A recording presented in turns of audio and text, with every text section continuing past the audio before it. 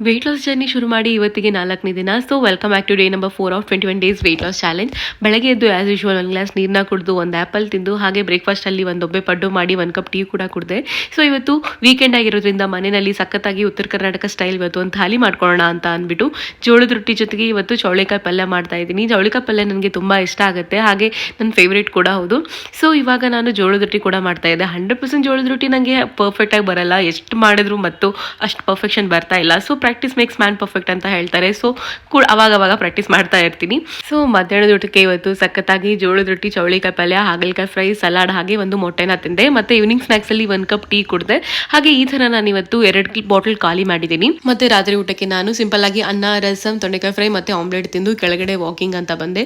So walking ಮಾಡಿಬಿಟ್ಟು ಇವತ್ತು ಕೂಡ ನಾನು 10,000 ಹೆಜ್ಜೆನ ಕಂಪ್ಲೀಟ್ ಮಾಡಿದ್ದೀನಿ. ಸೊ ಇದಾಗಿತ್ತು ಇವತ್ತಿನ ವಿಡಿಯೋ. ಈ ವಿಡಿಯೋ ಇಷ್ಟ ಆಗಿತ್ತು ಅಂತ ಹೇಳಿದ್ರೆ ಪ್ಲೀಸ್ ಒಂದು ಲೈಕ್ ಕೊಡಿ, ಹಾಗೆ ನನ್ನ ಪೇಜ್ನ ಫಾಲೋ ಮಾಡಿ, ಪ್ರೀತಿಯಿಂದ ಕಾಮೆಂಟ್ ಮಾಡಿ, ಫ್ರೆಂಡ್ಸ್ ಅಂಡ್ ಫ್ಯಾಮಿಲಿ ಜೊತೆ ಶೇರ್ ಮಾಡಿ.